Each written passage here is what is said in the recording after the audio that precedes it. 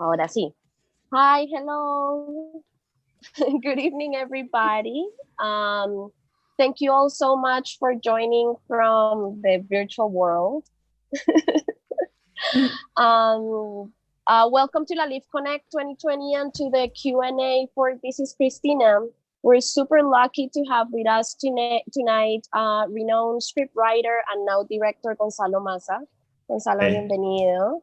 And we're also with Mariana Derderian and Paloma Salas, who are the main actresses of the amazing film that you just watched. So thank you, girls, so much for joining us tonight. Hi. We actually have another member from the cast. True.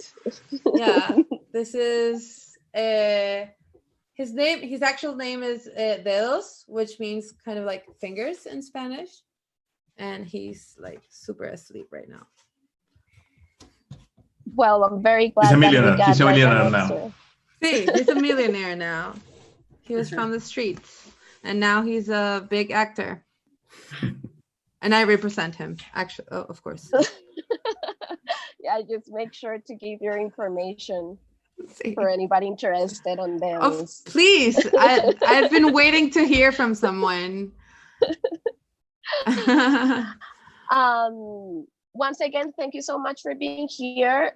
For everybody who's connected right now and watching, this Q&A, we're gonna do it in both languages. Entonces nos vamos a estar saltando entre español e inglés entre todos. Y se pueden mandarnos preguntas tanto en español o en inglés por el chat cuando quieran. So I wanted to start by asking you, Gonzalo, in some interviews, you've mentioned that that you wanted to make this film for a long time and that you had worked on it for many years. Can you share with us how like these women came into your imaginary, into your life, and how did you develop the story? Yeah, well, originally the idea was to write a story about women in their early 30s that I was witnessing, that I had around me, like friends, and they were very lost in their life. So basically they were like, it was like they were living in a limbo, you know, they were in the middle of something. They were like, they're still, in a way, they're still not fully grown-ups, more like teenagers, but in their early 30s. And for a reason, I thought that circumstance were very funny. So because they were like trying to find love and at the same time trying to find a job and trying to find something really to do with their lives. So, but I had this like very, you know, very like this idea that it was not fully realized. And then out of the blue, Mariana is a very good friend of mine. So, and I realized that I had a very good actress and lovely actress at my side. So I said, okay, this is a good starting point. I tell her that I'm writing a film for her. And that's what I did. Oh, wow. And it was really good because she started to ask me every day, like, okay, really, are you doing that? Like, are you sure? And I was saying, okay, yeah, actually I had to do it now because I told her. which was really good because it was a great experience and a very nice inspiration. And then I was in the middle of that, and then I say, okay, maybe I should add the point of view of a female writer. So actually, the first experience, the reason I called Paloma was saying, okay, because she's a stand-up comedian and very, very well-known stand-up comedian in Chile. So maybe she can help me with the script, you know, like one voice. And, which I didn't at all. But we had fun. We have fun talking about the film and the idea of the film. So, and then I realized, okay, maybe she can be an actress. Maybe the Mariana's character can have a friend and she can be the friend. So that idea came to my mind, and then I started writing that. And for me, it was like, maybe I don't have to write right now and I can act later or help him out later without doing any of the work. Exactly. And actually, I asked Paloma, are you have you ever thought about acting? And she was like, of course. Since I was 5, I wanted to be an actress. So, but it's her first film. And Mariana has a very long career as an actress in television, but for Paloma was the first.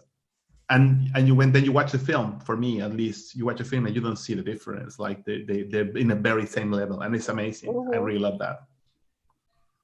Yeah, it's so fantastic to actually hear that, because my next question, that is a question for Paloma and Mariana, was that, it is so common to find films that are like with female characters, or where like female stories are at the center of them, written by male directors.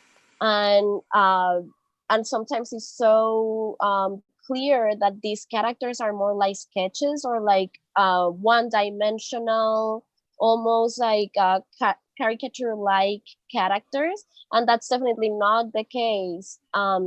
So I was very curious to know esa parte, ¿no? Que estaba diciendo que, claro. Que en algunos casos, pues, sí. En algunos casos se puede sentir que los personajes son como más o menos caricatura, los personajes femeninos, cuando son historias escritas por mujeres, y quería saber cómo habían trabajado ustedes dos con Gonzalo. Tú y yo. Yo siento que la verdad es que muchas de las cosas que pasan a veces incluso se quedan cortas, ¿no? Como que lejos de ser una caricatura, uno se ha visto a uno misma y a su entorno y compañeras también envueltas de repente en esa sensación de que el mar te lleva y tú eres como parte de un cardumen que va y te demoras en tomar las riendas de tu vida y hacerte cargo. Entonces la verdad es que inspiración había inspiración propia y también de varias amigas que quizás uno piensa que en algún minuto eso va a avanzar y uno va a llegar como a un lugar real y de repente te das cuenta que la vida no es así y que nunca llegas a ese lugar en el que dices, ok, voy a dejar de cagarla porque la vida es cagarla. Creo yo, como constantemente uno está un poco perdida siempre. Claro.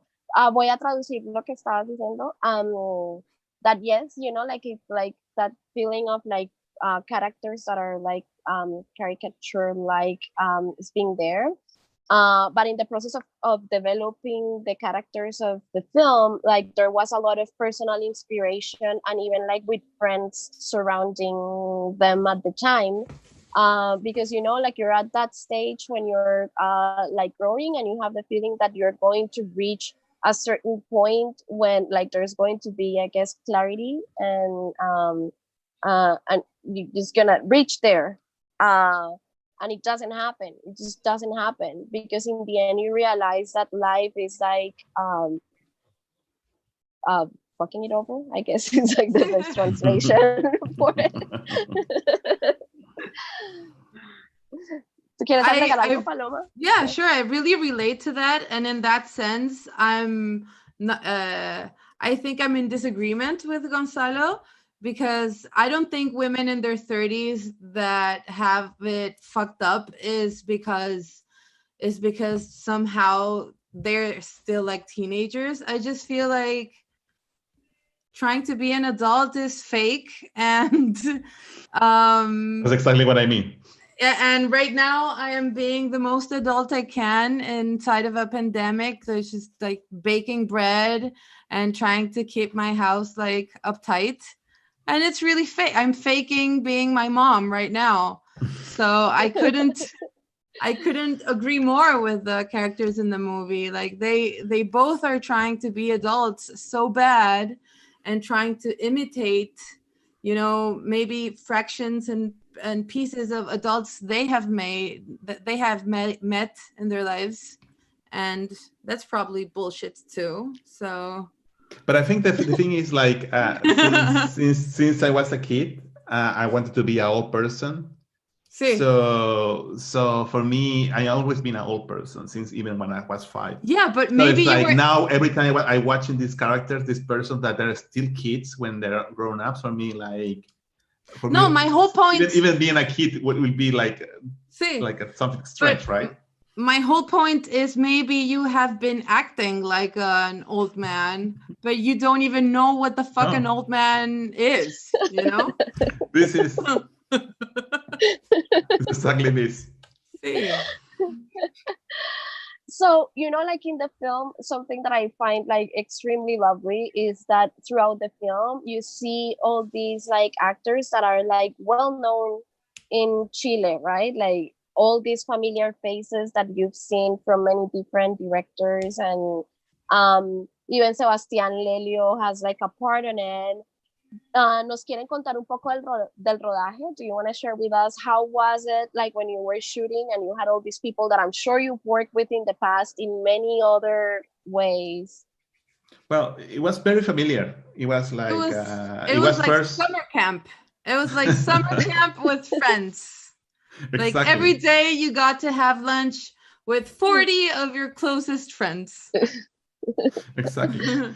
And then like actually the house was the house I was living in, you know, at the time. I was moving out from Chile. I moved from Chile to London in that period. So the house was empty and it was the location. And so we felt very familiar. My son was, and we were living in the upstairs in the second floor. So my kid was like, I think, shh, we're filming, you know. So it was, and I think you feel that in the film because all the neighborhood you see you don't see that much in Chilean cinema, like Ñuñoa, which is the part of the city where is it, and also all the crew and the actors, all these actors are amazing actors, really good. And I call all of them like wishing, okay, maybe he might, I mean, it's impossible he might doing this because it's a very small film. It's a very independent film. And everybody say, yeah, no, sure, no problem. So it was very, in a sense, the Chilean film community is very small and everybody knows everybody. That sounds lovely. I think you probably had a great time, and you can totally feel it in the film. Like the film has like these like earnest and nice quality to it. Do you want to talk about the music? I really enjoyed the music choices that you made. In terms of the songs? Yeah, the songs that you chose for the film. Well, the thing is, when I every time I write, I always like I doing this Spotify list with songs, and for this film I decided to like I was working on, and actually I asked Paloma because I'm an old person, so she's the young person in the film, like who's the new bands, you know, what's young people listening. So she sent me like this list. Okay, listen this. And I was like, I was doing my research. And I feel 80 right now. I feel 85. I'm 85. So it's like, and she sent me this list. Okay, listen to this. And I was like, okay, like compiling all these songs and bands. And there is a very amazing scene of independent musicians in Chile in the last, I don't know, 10, 15 years. So there was a lot of bands, many bands, many like pop music, independent pop music in Chile. So that's what I did. And I heard pretty much everything that came out. And with that list, I was hearing this music. And then I say, okay, then I was choosing every song. Mariana, I'm jealous. Salud. Salud. Salud. So pretty much that's what I did. Yo creo que le deberíamos decir a la gente that we should tell people that entonces en Chile son las 10:50. No, it's like almost like midnight. No, it's 10 to 12. It's 10 to 12, almost midnight. I've had a few today. I've had a few. I need to say that. But for Gonzalo, it's like 5 in the morning because he's in London. Yes. Exactly. Nerd. Having breakfast in 5 minutes. Oh yeah, Mariana, but the music is really good, and the theme song. What's the guy's name? I forget. I know the band Fuller Muggers, but wasn't the guy's Cristóbal Briseño, Cristóbal Viseño? which is the song that they sing in Nestor Cantillana to Mariana. I used to love that song. I used to love it so much, but Nestor's character is so nasty and he's so corny, and I hate him so much that he totally ruined that song for me for the rest of life, probably. Like, oh my God. his cheesy rendition, like just that little like hip movement he makes, just grosses me out so badly. I will never enjoy that song ever again. Yo lo encuentro sumamente sexy. ¡Oh! Gross. Por supuesto que sí. Por eso cae nuevamente.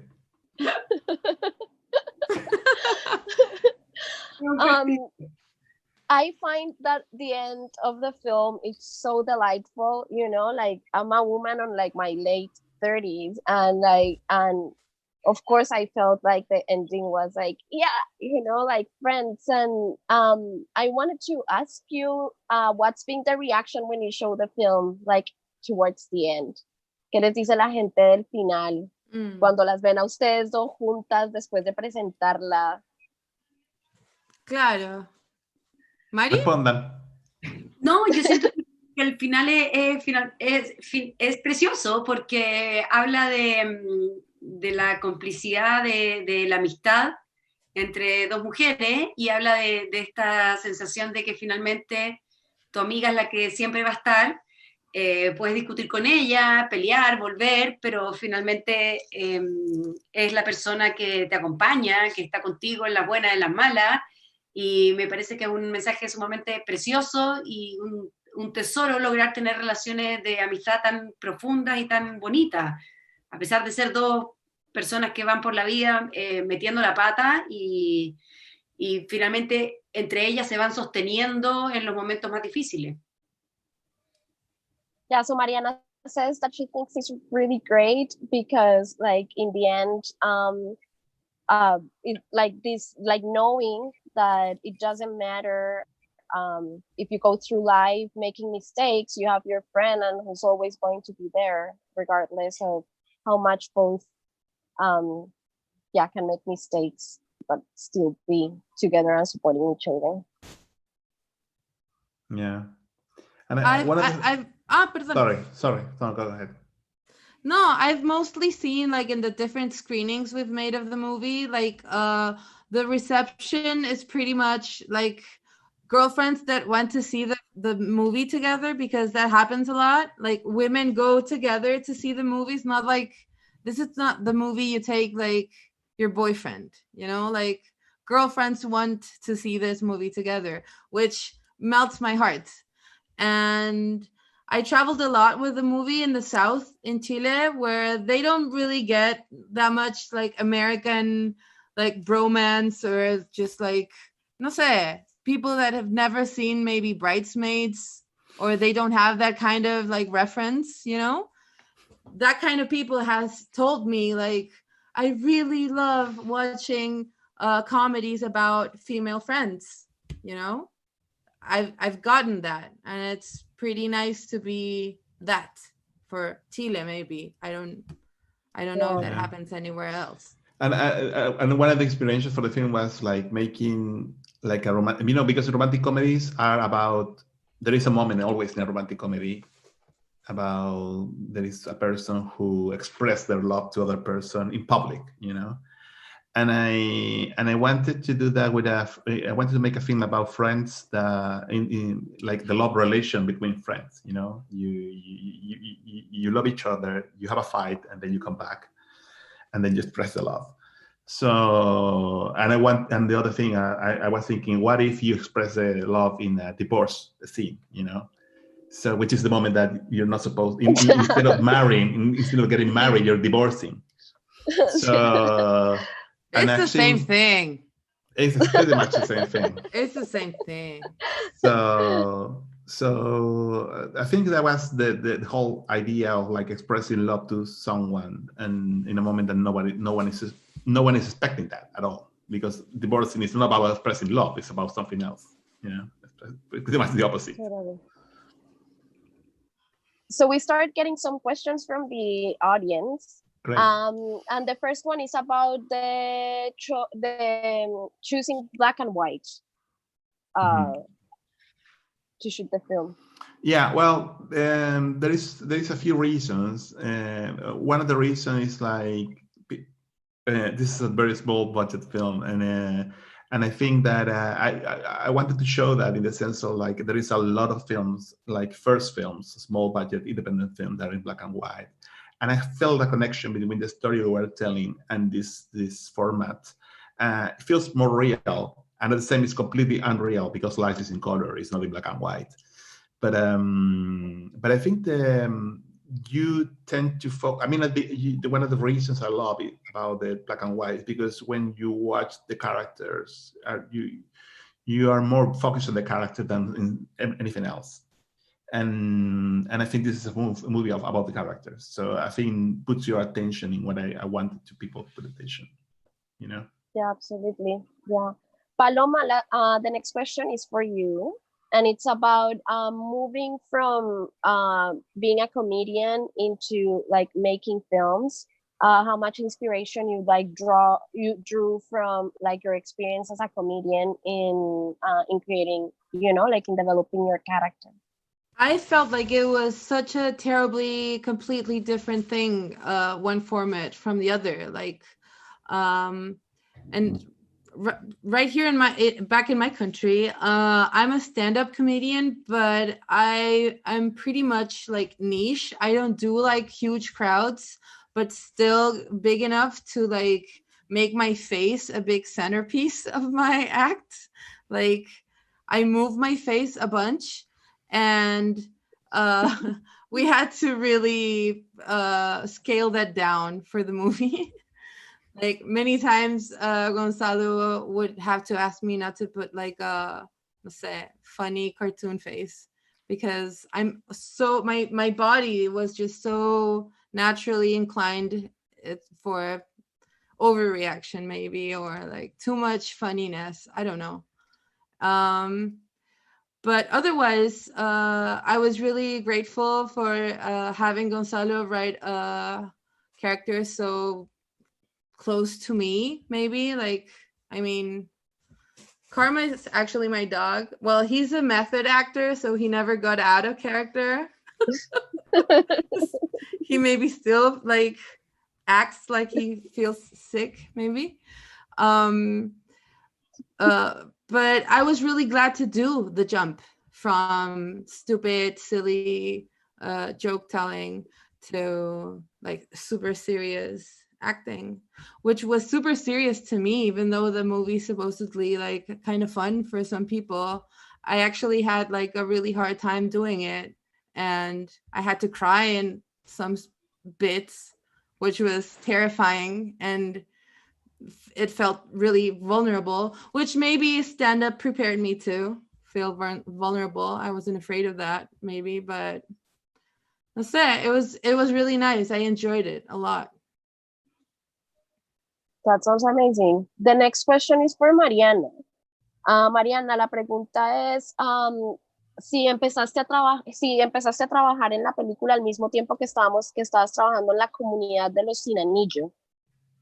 Y si el embarazo era algo que era parte como del script, o si es algo que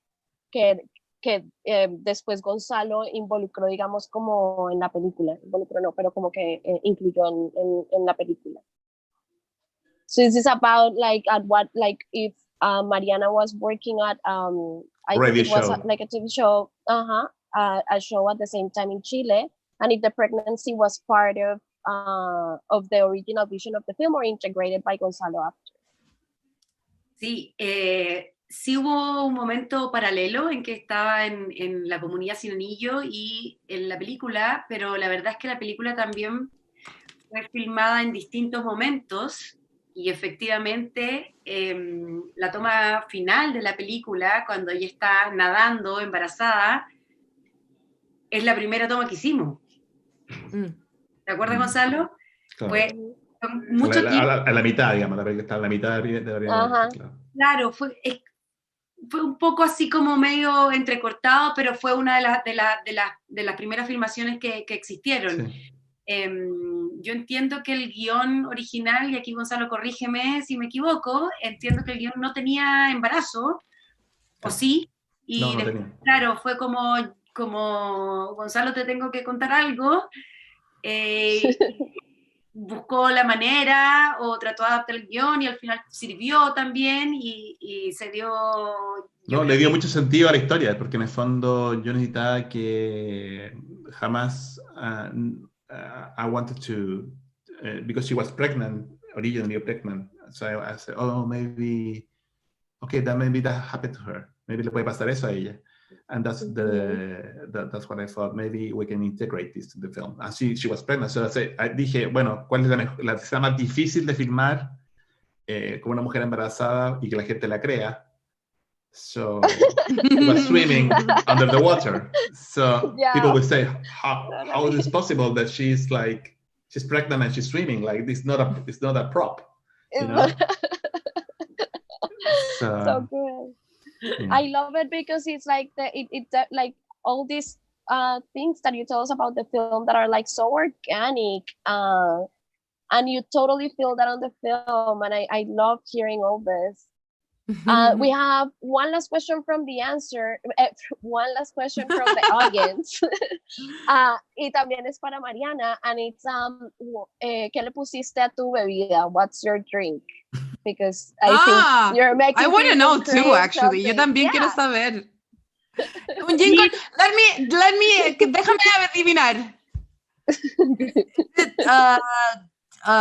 Like a Moscow Mule, como Moscow Mule, tipo como gin and ginger beer, o gin. Agua. Eso es agua. No, es gin con tónica, tiene pepino y limón. Ya, y estoy con tabaco. Solamente quiero aclarar ese punto. ¿Qué? Quiero aclarar que era tabaco lo que estaba fumando. No estoy tan... En Los Ángeles, it's legal. Sí. Te juzgan.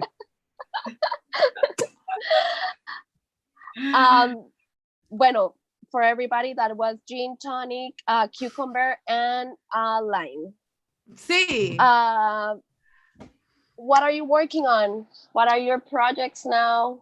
Just to close with some news about you guys. Survive and help others survive. Well, the world is collapsing, so pretty much we are all trying to survive, like all the audience. But you know, for a writer, it's not that different. The only difference is like we are isolated. It's like I always isolated, so it's now my family is isolated with me. But this is the only difference. So I'm just doing what I do all the time, and I'm writing and working on in another film and some ideas for a TV series, but pretty much everything in very early development now. Buenísimo. Ustedes son un amor. Es tan fantástico tenerlos acá. Thank you so much for joining. We love you, and we hope to have you back at LALIFF with your new films, projects, episodics, music, podcast, everything you're doing. Be safe and be well, and everybody in the audience, be safe and be well. Okay, thank you very much. Be safe. Ciao. Bye. Okay.